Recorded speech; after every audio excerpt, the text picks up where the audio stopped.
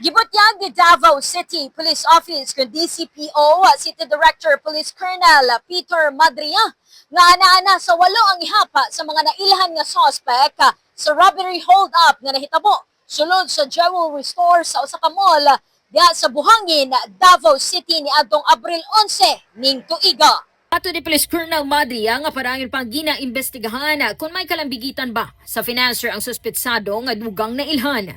Giklaro sab ni Madria nga ang 8 pulos dili taga Davao City ug nagikan lang sa laing rehiyon nga dili lang usa hinganlan. So yun, yung na-identify natin yung mga suspect at yung ibang mga alias, yung mga nakuha natin base doon sa mga nakalap natin mga ebidensya. So yun yung tinutukoy natin sa ngayon kung sino yung, kung ano yung true name at yung mga addresses nila para mas lalo natin ma-identify at makuha yung kanilang mga identification. Hinuon na duso na sa piskalya ang kasong robbery batok sa mga suspetsado inubanan sa tabang sa mga testigo. Ganidugang butyag ni Madria nga niadtong Abril 11 ning tuiga. Aduna sa laing gika report nga robbery ang usa lamang ka diversionary technique sa mga suspetsado aron madelatar ang pagresponde sa kapulisan. Busa, gipilawom sa investigasyon ang personahe sa Buhangin Police Station aron masuta kung aduna bay kakulangon.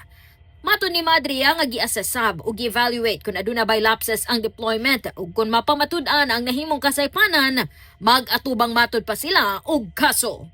Ayun, pinag-aaralan pa natin at under investigation din sila lahat. Tinitingnan natin kung meron silang pagkukulang, ina-assess din natin at ini-evaluate kung ano yung mga deployment nila during that time. So kung may makita tayo na lapses nila, for sure, magkakaroon sila ng kaso. Busa sa karon, wala pa'y anunsyo kung adunay ma-relieve sa puwesto.